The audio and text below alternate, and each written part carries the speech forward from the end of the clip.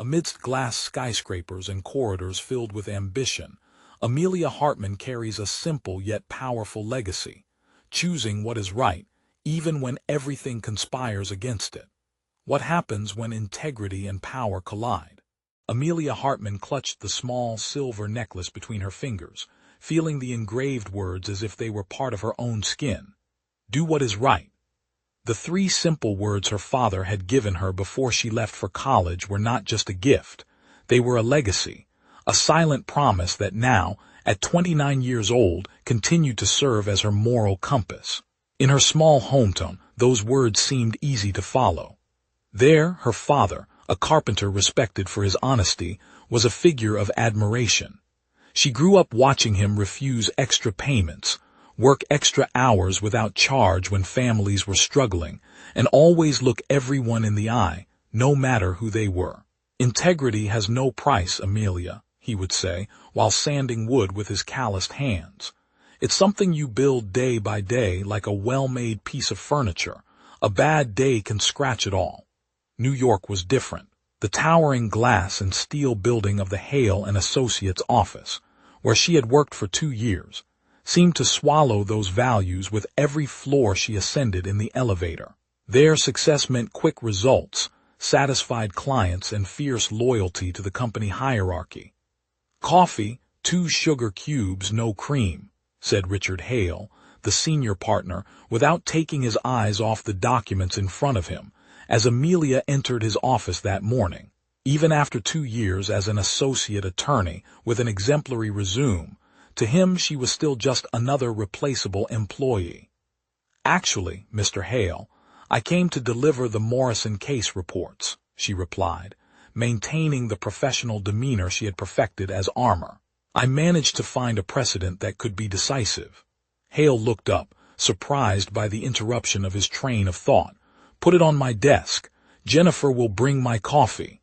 Amelia nodded, leaving the carefully organized documents on the mahogany desk. As she left, she noticed the new picture on the wall, Hale alongside important figures of the city, his rehearsed smile contrasting with the genuine gleam in his eyes, the gleam of power. In the hallway, she almost bumped into Darius Coleman, who was carrying a stack of folders. Darius had arrived just 6 months ago, freshly graduated from Harvard, with impeccable grades and an intelligence that impressed even the most experienced. He smiled when he saw her, that smile that contained so much pride for being there, determination to prove his worth, and something Amelia knew well: the exhaustion of someone who has to work twice as hard to receive half the recognition. You look exhausted, he commented as they both walked towards their respective cubicles. Did you work all night on the Morrison case? Until 3 in the morning, Amelia confessed. But I found what we needed. And you? How's the Hopkins case going? Complicated, sighed Darius. Hale asked me to review all the case law from the last 15 years. I haven't left the office since yesterday. What Darius didn't say, what never needed saying, was that every task assigned to him felt like a test. Every outcome was scrutinized with more critical eyes, each mistake potentially fatal to his career. Amelia noticed the deep circles under Darius's intelligent eyes. In the 6 months since his arrival, she had noticed the whispers in the corridors as he passed. She saw how some colleagues avoided sitting with him at lunch, how clients occasionally requested another lawyer for no apparent reason, how his brilliant work received moderate praise while minor errors were blown out of proportion. You should go home and rest for a few hours, she suggested, genuinely concerned. And give old Hale a reason to say I can't handle pressure. No way. Darius smiled, but there was a shadow in his eyes. Besides, I need to impress at today's meeting. It's my chance to present that strategy I developed for the Forrester case. Amelia nodded, understanding. The weekly strategy meeting was where careers were made or broken. It was the arena where Richard Hale assessed his gladiators, as he liked to call his associates. You'll do great, she encouraged. Your approach is innovative. Even Hale will have to admit that. The following hours passed in a blur of phone calls, emails, and contract reviews. When the time for the meeting arrived, Amelia sat at the long conference table, observing the tired faces around her. They all seemed like characters from a corporate ambition movie, impeccable suits hiding unbalanced lives, rehearsed smiles masking constant anxiety. Darius sat on the opposite side, his notes organized in front of him. Amelia could see the slight tremor in his hands, not from nervousness, but from sheer exhaustion. Richard Hale entered last, as always, his presence dominating the room. At 58, he was the embodiment of success in New York's legal world. Strategically trimmed gray hair, a tailored suit, and that confidence that came from decades of winning at the game he had helped create. "Let's begin," he announced without preamble. "Peterson, how's the Northland case?" The meeting proceeded at the usual pace, quick updates, incisive questions from Hale, occasional economical praise. When it was Darius's turn, Amelia straightened up in her chair. There was something in the atmosphere that bothered her. "Coleman," Hale pronounced the surname with studied indifference. "I understand you have a groundbreaking strategy for the Forrester case." Darius stood up, his professional demeanor impeccable despite the fatigue. "Yes, sir. After analyzing similar precedents, I identified an approach that could not only win the case, but also establish our firm as pioneers in this type of litigation." For the next 15 minutes, Amelia watched Darius lay out his strategy with eloquence and precision. It was brilliant, even the most competitive colleagues seemed impressed. Everyone, except Hale, whose face remained impassive. When Darius finished, there was a moment of silence. Hale drummed his fingers on the table, a habit everyone had learned to fear. "Interesting," he finally said, the word hanging in the air like a sentence. "But completely impractical." Darius's face remained composed, but Amelia noticed the almost imperceptible tightening of his jaw.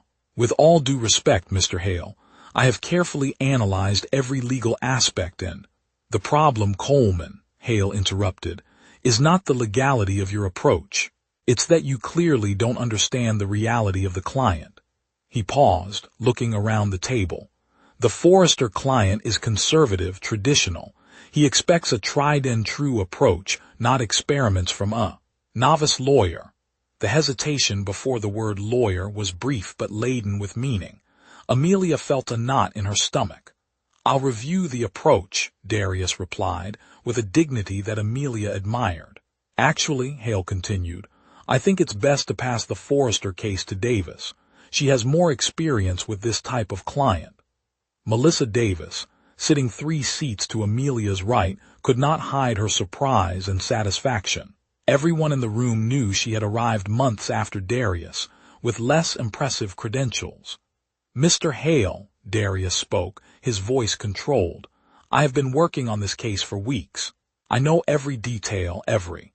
It's an administrative decision, Coleman, nothing personal." The phrase lingered in the air like a thinly veiled insult. The rest of the meeting proceeded, but Amelia could barely pay attention, observing how Darius remained upright, calmly taking notes in his notebook as if nothing had happened. When the meeting ended, everyone dispersed quickly, avoiding the discomfort of the moment. Amelia waited for Darius in the hallway. "That was unfair," she said when they were alone.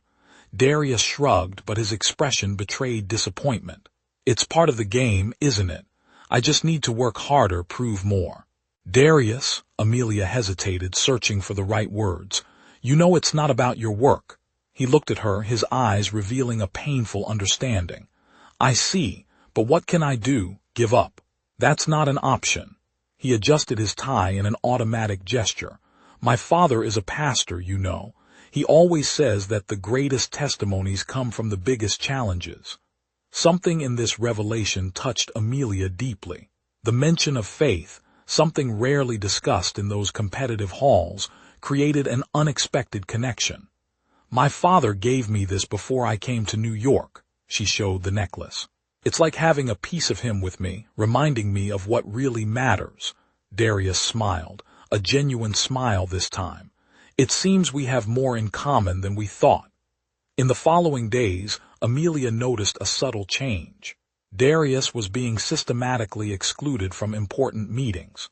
Promising cases were redirected without explanations. The strategy was clear: isolate him, demotivate him, until he requested to leave. On a rainy Wednesday, Amelia arrived earlier and found the archive room door ajar. Heated voices came from inside. "It's not a matter of competence, Coleman." It was Richard Hale's voice. "It's a matter of suitability. Some clients simply feel more comfortable with certain types of lawyers." "Certain types?" Darius's voice was controlled, but it quivered with indignation. "Could you clarify what exactly you mean by that? Let's not complicate things. This firm has a reputation to uphold, an image cultivated over decades. Some adjustments of expectations are necessary for those who wish to grow here." "Adjustments of expectations," Darius repeated, each word laden with painful dignity. "I understand perfectly, Mr. Hale." As he left the room, he found Amelia standing there. Their eyes met. No words were necessary. He knew she had heard. She knew he was devastated but determined not to show it. That night, Amelia couldn't sleep. Hale's words echoed in her mind, along with the image of Darius's impassive face, hiding pain behind a remarkable dignity. The next morning, a palpable tension hung in the office.